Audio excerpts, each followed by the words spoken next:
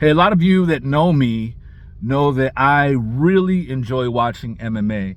And one reason I love watching MMA is because it teaches us some very good lessons about life. One fact about MMA is that 99.9% of the time that you get in that ring to fight somebody, you are gonna get hit. Plain and simple fact, you are going to get hit. And it's going to hurt. How can we relate that to life? Of course, the hits come, right? Has anyone ever lived that is not hurt at all?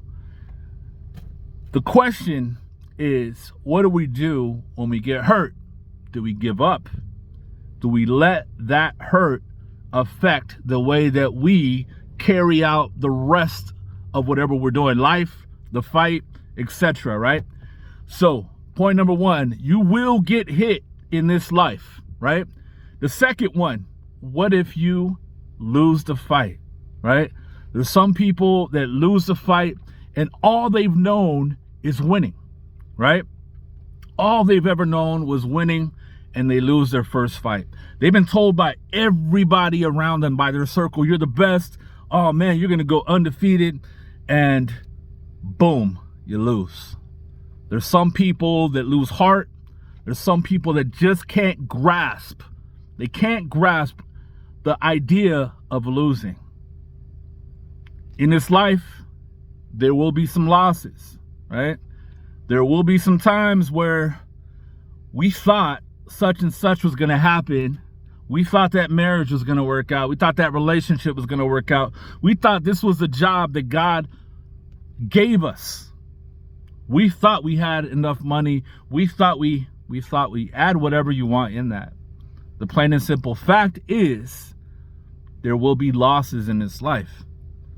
And then when there are losses, what do these fighters, what do you do, right? What do these people do?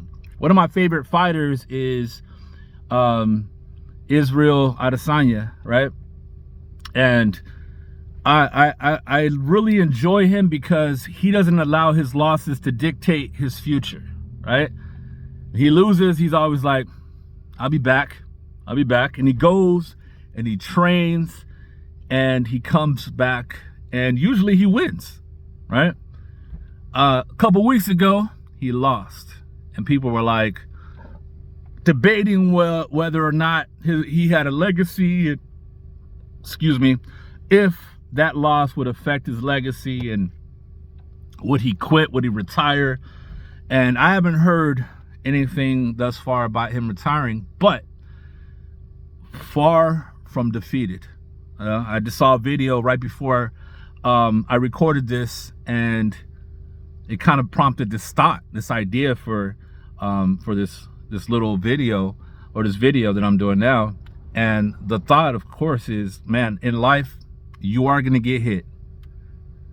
I'm going to say even 100% of the time. You're going to get hit with something. Death in the family, something close to your heart. You're going to get hit, right?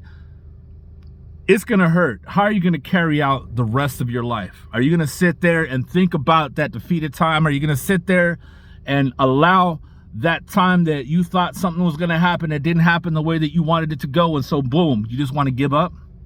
Think about that, man. And even more so that you have God on your side. You have God on your side. Is that, if we have God on our side, is there really any defeat? I believe 100%, I believe this. Anything that we may see as a defeat is actually allowed by God for a bigger purpose, right?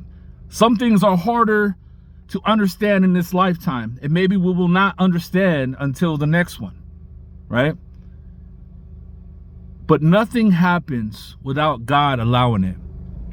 And if he allowed you for something to happen in your life, if he allowed you to to get hurt, or to suffer something in your life that made you question, think about the reasoning. What are you going to do about it? Are you going to sit there and allow it to overtake your whole entire life. You know, there's a time for grieving. There's a time to cry. There's a time for all these different things, but there's never a time to give up. Never a time to give up. So I hope this is a blessing to you guys. I'm not going to give up. There are going to be hits. I'm not going to stop. It hasn't stopped me yet, and I'm not going to let it stop, because I have God on my side. He says that you are more than a conqueror. Amen.